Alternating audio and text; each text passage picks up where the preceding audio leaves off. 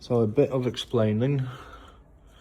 Caddy doesn't have that additional plug, which is the temperature sensor signal switch from ECU to the fuel pump relay, which is that wire here, brown black. So what I did, I got the plug depinned from that multi-plug, checked where it goes into the fuse box, because that is 12 volts, that is power, and that power is from pin 21 inside the fuse box, which is somewhere here. Yeah, somewhere here. Anyhow, it's pin 21. You can see it literally on the box itself. If I can get to it. Yeah, pin 21. That feeds your brown wires, which are pin 1 on the plugs. Here, here, and here. It's a joint wire, so you have to transfer it over if you want power to these.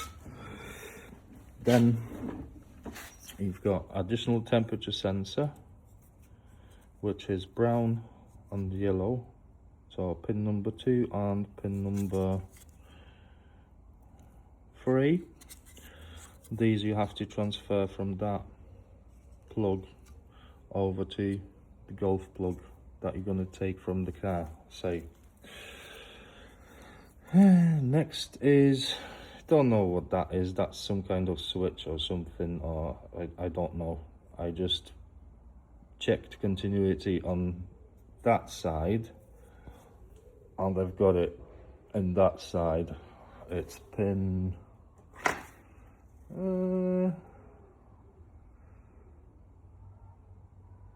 pin number 4 on top, black plug inside that multi-plug.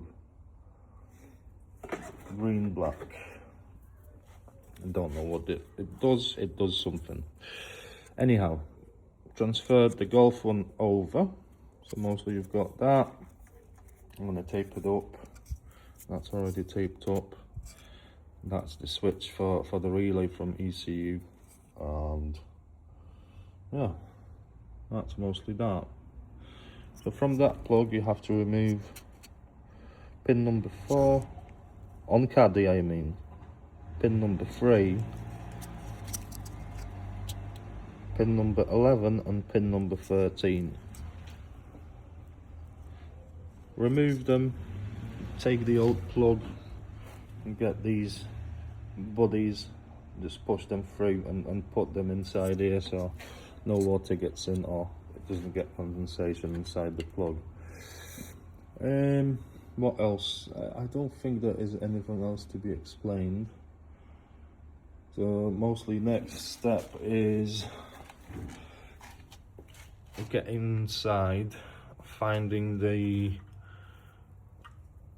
yellow black, which is on a relay, and the yellow black goes in here.